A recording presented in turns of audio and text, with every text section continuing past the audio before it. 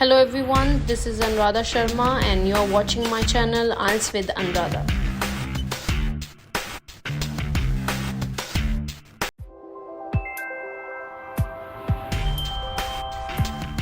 IELTS Academic Volume 1.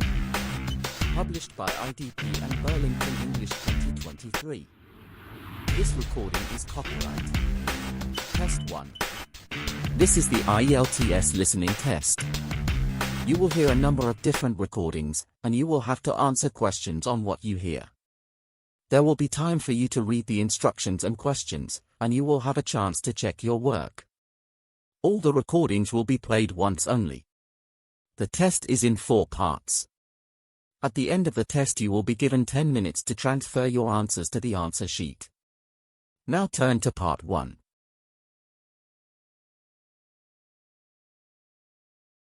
Part 1. First you have some time to look at questions 1 to 10.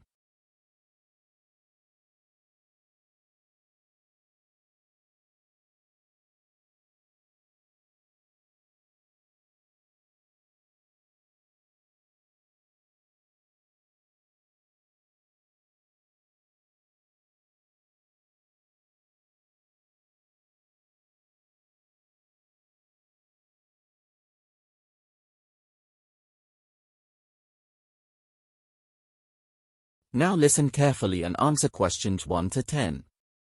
Good morning, Kingsbury Pet Hotel. How can I help? Hello. I was wondering if I could book my dog in for a stay at the hotel while I'm on my summer holiday in July. Sure. You're booking nice and early, so we have space available all through the summer. I'll just need to take a few details. What's the name of your dog? It's Oscar. He's still only a baby, really, at just over 1, but he's big because he's a German Shepherd. Oh yes, they can be quite big puppies. And can I take your name, please? Yes, it's Simone Vittoria. So that's Simone with an E and Vittoria. Lots of people tend to add a C into my surname, which isn't right. Thank you for spelling it for me. Now, when are you looking for Oscar to come and stay with us?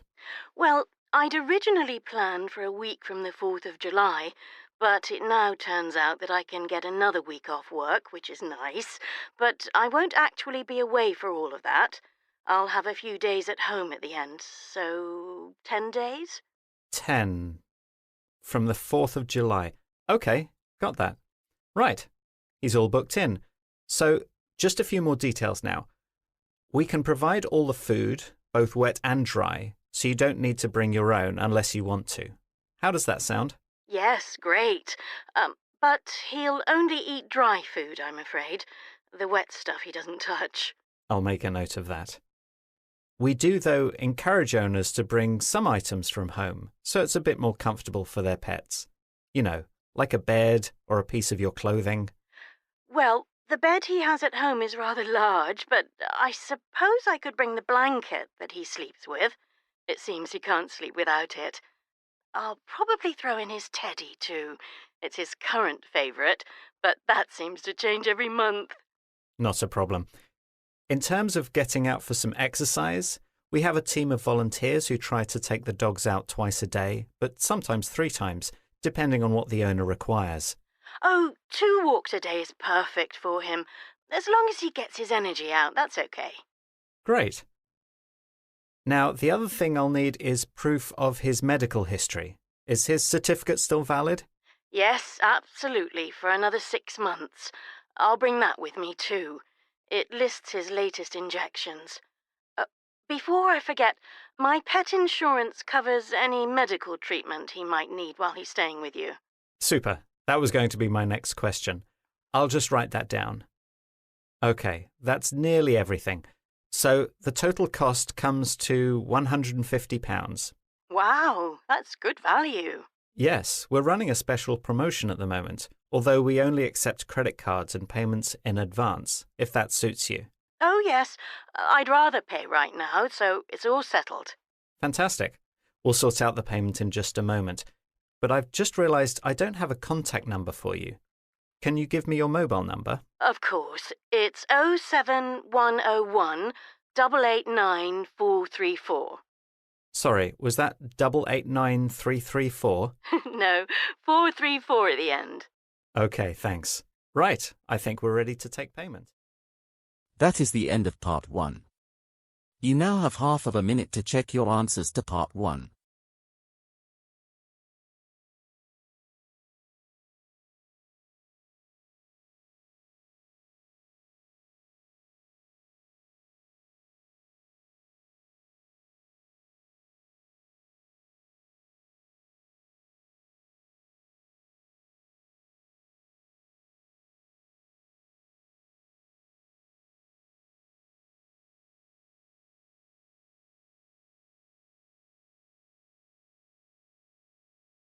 Part 2.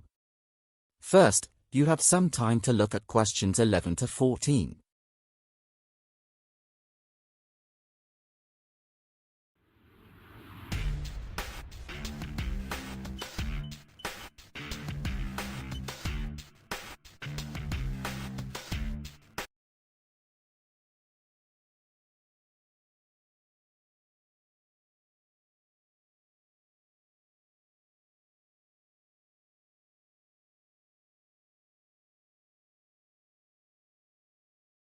Now listen carefully and answer questions 11 to 14.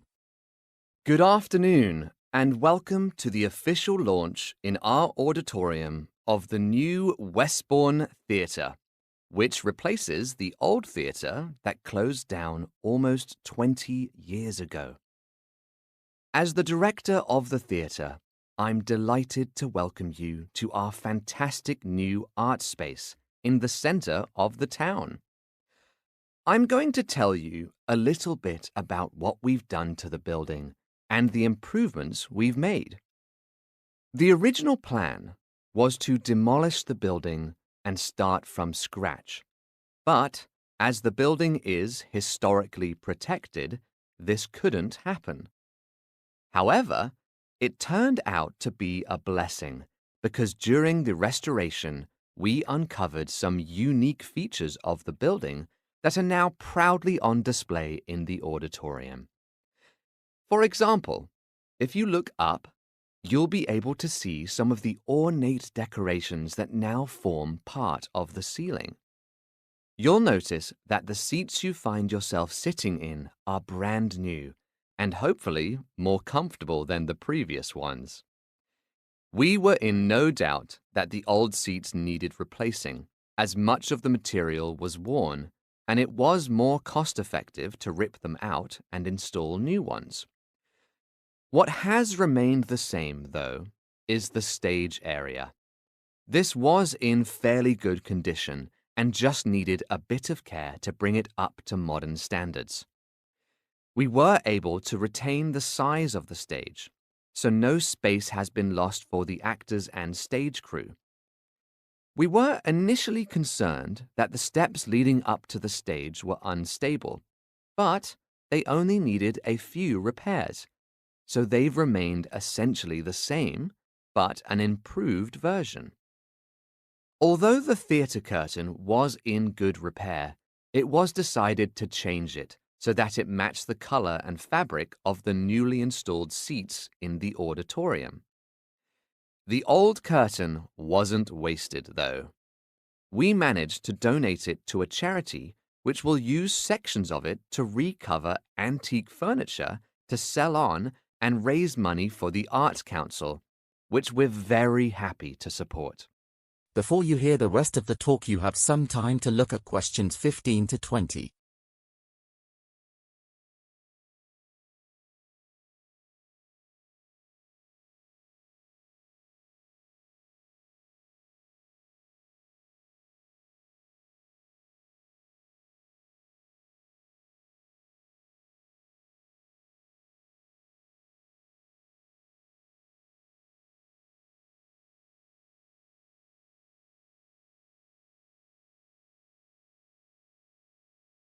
Now listen and answer questions 15 to 20.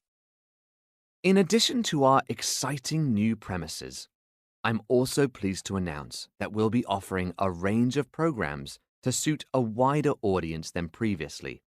The first program, which will be starting in the next few weeks, is our Shakespeare season. This is a very exciting new direction for us, as we'll be presenting shortened versions of the majority of Shakespeare's comedies.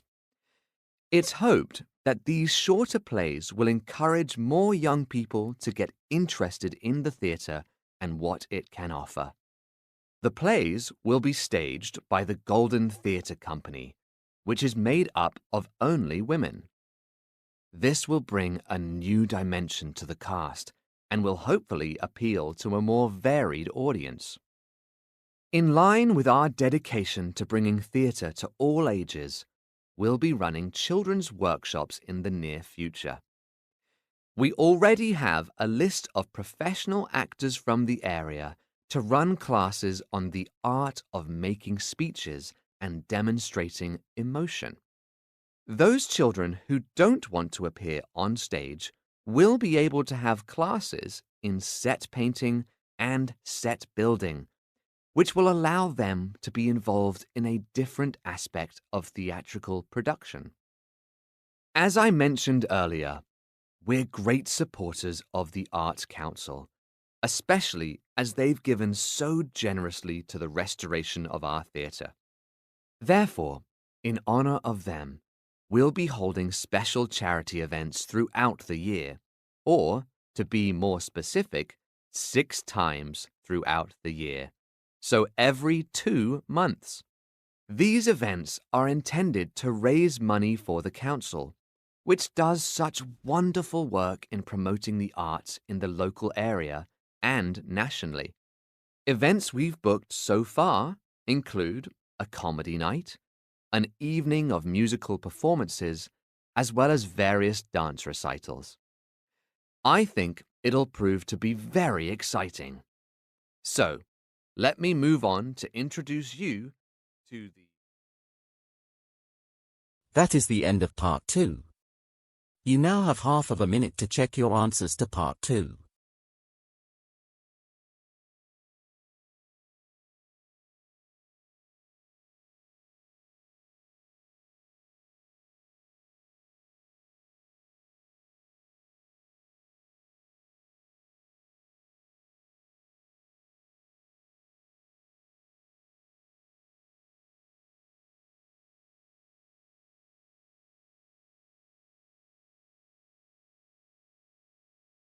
Part 3. First, you have some time to look at questions 21 to 26.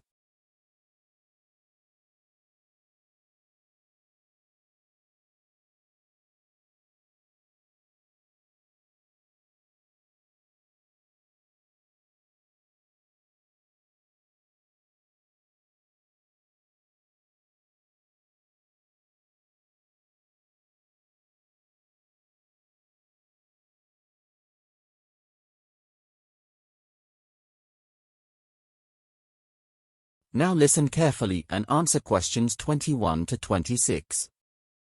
So, Hannah, thanks for coming in to see me today. Thank you for asking me. I thought you'd want to talk to me about the last essay that I handed in. I know I probably didn't do enough research on the topic. Actually, I thought your essay was well written. No, I'd like to discuss the presentation you gave last week, as I feel that we could make a few improvements. Oh, right. Okay. How do you think you performed in the presentation? I don't think I did too badly. I spoke loudly enough for everyone to hear, although I think I could make my slides easier to read. I could see some of the audience was struggling with that, but I felt confident enough with what I was saying. Good. I'm glad you mentioned the slides. It's refreshing to hear that one of my students knows what they did right and what they did wrong. I'm a little worried that you left out some vital information in your presentation, though. The diagrams you presented were fine, but can you think what else you might have missed? I can't think of anything. Okay. A lot of your presentation was based on research done by other people. Whenever you quote information like this, you must reference them. whether it's an essay or a presentation. It's important to do this so you can prove what you're claiming and back up your information. You might need to revisit the books you read in the library to get the information, and don't forget to check how the references should be listed. Ah, I see. I was confused about what to do with those, but now I see I have to put them in. I thought about putting them in my handouts, but in the end, I didn't have time to make any. Yes, it was a shame that there weren't any handouts. It would have made your work easier to digest for the audience. Saying that, you managed to get across all your information in the allotted time, so your time management was on point. The other thing I want to mention is to not stand in front of your slides. Oh no, did I do that?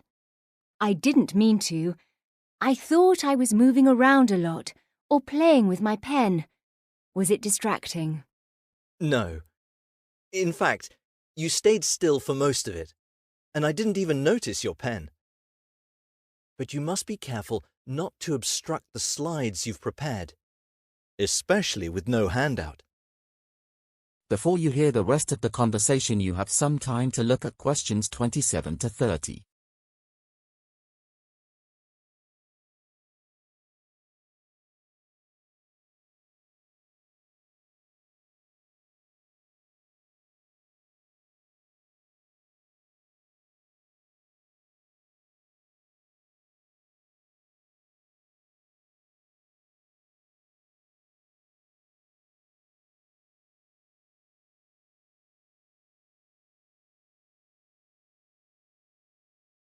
Now listen and answer questions 27 to 30. Right. Let's talk about your next assignment. Have you chosen a topic for your essay? Yes, I think so. I originally chose the French Revolution to write about, but when I looked into the notes I'd made, I didn't think I could make a convincing argument, so I changed to the history of medicine. I think that's a good choice. We've covered that a lot in our sessions, haven't we? Looking back at your last essay, I think you need to work on the concluding argument. You wrote a fine introduction, and it was well researched, but I felt you needed more persuasion to finish it off. Right. Thanks. Do you have any suggestions of where I could go for some extra help with that? Are there any online resources you'd recommend? I'd avoid the online stuff if I were you. You could always try the Writing Centre on campus. There are tutors there with excellent knowledge in concluding essays. Great. I think I'll check them out. One final thing. When does the essay need to be handed in? This should be in your diary. The essay deadline is next Thursday, in the morning. If you need a deadline extension, remember to email me, and we'll see what we can do. All right? That is the end of part 3. You now have half of a minute to check your answers to part 3.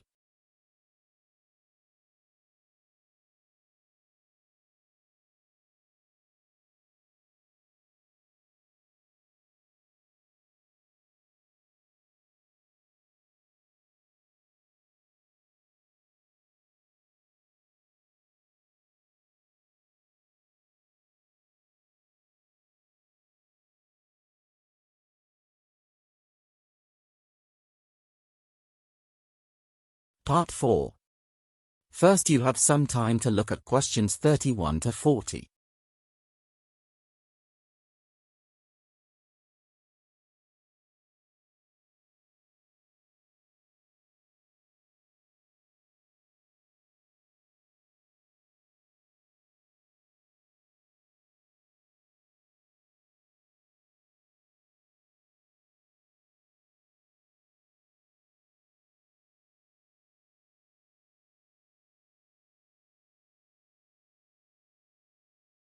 Now listen carefully and answer questions 31 to 40. In this session, we're going to be looking at some of the history of the use of watermills in Britain. As we know, the main mechanism of the watermill uses hydropower to generate movement in order to complete a process. These processes included grinding or rolling in industries which were involved in making flour, paper, and wood. What many of you may not know is that watermills can be classified into two main categories, depending on the position of the wheel. The first is known as a vertical wheel, which occurred much more frequently than the other, known as a horizontal wheel. This latter specification was evident in early examples of the mill, but seems to have been dropped in favour of vertical mills from around the 13th century. The earliest known examples of mills come from Roman Britain, where horizontal wheels, originally invented by the Greeks, were used. The Domesday Book, which was written around the year 1086, listed approximately 6,000 watermills in Britain. Almost 300 years later, it's estimated that this figure had likely doubled. It's reported that some of the mills continued working into the 20th century, but only a small number of these survive today in various states of repair. Although it is probable that the majority of mills were designed with one purpose, many mills often changed function, depending on demand and availability of raw materials, but this was unlikely to have necessitated a change to the position of the wheel. Due to the very nature of how watermills were driven, the majority of mills were located on a riverbank in a river valley. This would allow the flow from the river to turn the wheel, enabling the process. However, differences in the river flow, due to seasonal variations in rainfall, would affect the efficiency of the mill. In other examples, the mill was constructed and set away from the riverbank. Then, a man-made channel would divert the water from the river into the channel to force the wheel to move. Occasionally, a dam was built to allow water to be conserved in times of low flow, and this often led to the creation of a mill pond, where water would collect when the mill was not in use. These two examples of watermills were rather restricted in where they could be located, and therefore were limited in how far they could be spread across the country. There were two ways to combat this. Firstly, the construction of tide mills aimed to enable millers to relocate away from rivers. A tide mill uses seawater, driven by the rise and fall of the ocean tides. These were naturally situated on the coasts, at an inlet or an estuary. Similar to some of their river-based counterparts, tide mills often consisted of mill ponds, which were closed off when the tide fell to create a reservoir of water to allow milling to continue. The River Thames in London is a tidal river, and in the 18th century there were an estimated 76 tide mills in the city, with some on London Bridge itself. An alternative to the tide mill was known as the ship mill. This consisted of a mill with a wheel housed on a floating deck, which was usually placed in the middle of a river, where the flow was fastest. As the mill was floating on the surface of the river, the water levels didn't generally affect the continued use of the mill, unlike its landlocked equivalents. Piers were built from the land to allow access to the mill, and a mechanism existed so that the structure could be pulled to the side of the river to avoid it becoming an obstruction. However, as river traffic began to increase, the existence of the ship mill hindered progress, and it soon became abandoned. Even though tide mills and ship mills enabled the use of hydropower to be spread across the country, it appeared that windmills were an even more effective mill to carry out the same functions. These mills came to Britain in the 12th century and proved to be popular. This was because they were cheaper to build than any kind of watermill and were more flexible in where they could be located. These windmills had to be situated facing in one direction in a hilly area in order for the mechanism to work.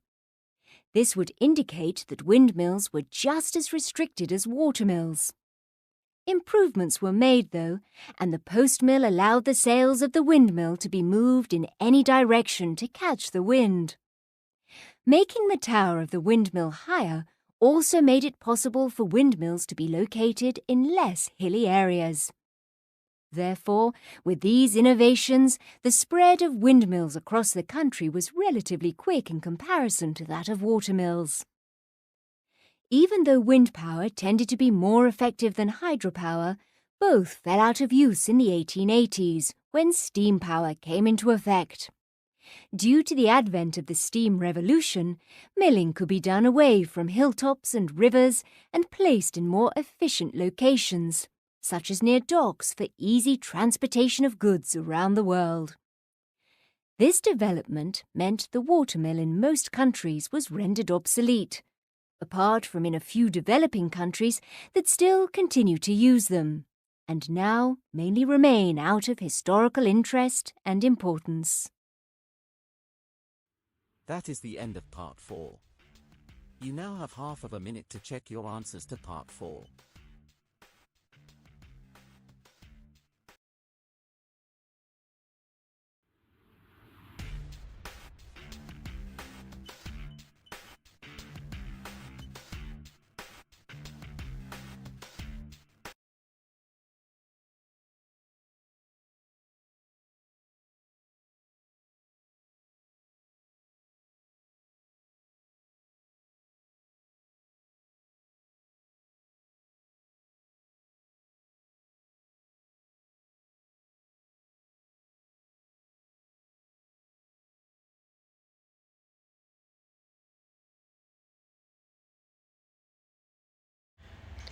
Thank you for watching and stay tuned for more videos.